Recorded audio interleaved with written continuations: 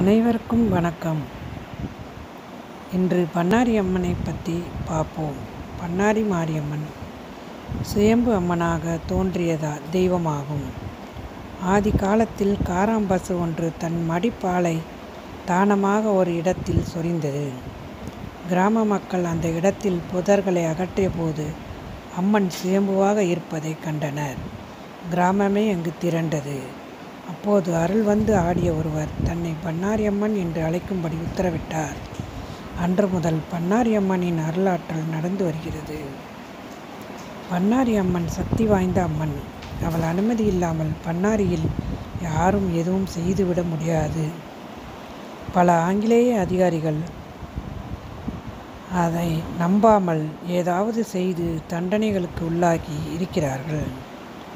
ஒரு ஆங்கிலேய அதிகாரி பண்ணாரி அம்மன் கோவில் சுவரை துப்பாக்கி சுடும் பயிற்சிக்கு பயன்படுத்த சொல்லி உத்தரவிட்டார். மறுநிமிடமே அவருக்கு பார்வை பறிபோய்விட்டது. பண்ணாரி அம்மனிடம் வந்து கதறி அழுது, தப்பு செய்துவிட்டேன், மன்னித்துவிடு தாயே என்று கதறிய பிறகு அவருக்கு பார்வை திரும்ப கிடைத்தது. சந்தன கடத்தல் வீரப்பனை வேட்டையாட அதிரடிப்படையினர் பண்ணாரி அம்மன் காட்டுக்குள் செல்லும்போது இத்தலத்துக்கு வந்து அம்மனை வணங்கிய பின்னரே சென்றனர் என்பது குறிப்பிடத்தக்கது. இவ்வாலயத்தில் நவராத்திரி திருவிழா நடத்தப்படுவதில்லை. ஆனால் குண்டம் இறங்கும் திருவிழா மிகவும் சிறப்பாக நடைபெறும்.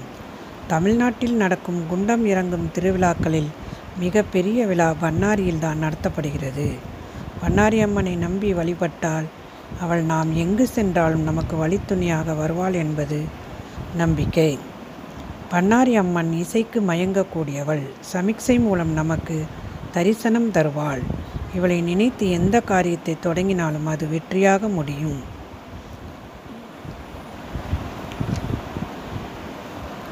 பண்ணாரி அம்மன் கோவில் ஈரோடு மாவட்டத்தில் சத்தியமங்கலம் வட்டத்தில் உள்ளது. சத்தியமங்கலத்திலிருந்து மைசூர் செல்லும் சாலையில் 12 கிலோமீட்டர் தொலைவில் தேசிய நெடுஞ்சாலையில் 209 அமைந்துள்ளது. இக்கோவிலின் தெற்கே சுமார் 6 மைல் தொலைவில் பவானி ஆறு மேற்கிலிருந்து கிழக்கு நோக்கி ஓடுகிறது. இந்த ஆற்றில்தான் பவானி சாகர் அணை கட்டப்பட்டுள்ளது. சத்தியமங்கலம் வழியாக பண்ணாரி செல்லலாம். வழியில் நுணமத்தி தூரண பள்ளம் என்று 2 பள்ளங்கள் உள்ளன. இவற்றில் தண்ணீர் நிறைந்திருக்கும். பண்ணாரி அம்மன் திருக்கோவில் அழகிய கோபுரத்துடனும் அர்த்த மண்டபம், மகா மண்டபம், சோபன மண்டபம் முதலியவற்றின் தூண்களில் அற்புதமான சிற்ப வேலைப்பாட்டுடன் காணப்படுகிறது. வனத்தின் மேற்கே சுமார் 3 மைல் தொலைவில் ஓர் ஆலமரத்தின் அடியில் மாதேஸ்வர சுவாமி கோயிலும் தீர்த்த கிணறும் உள்ளன.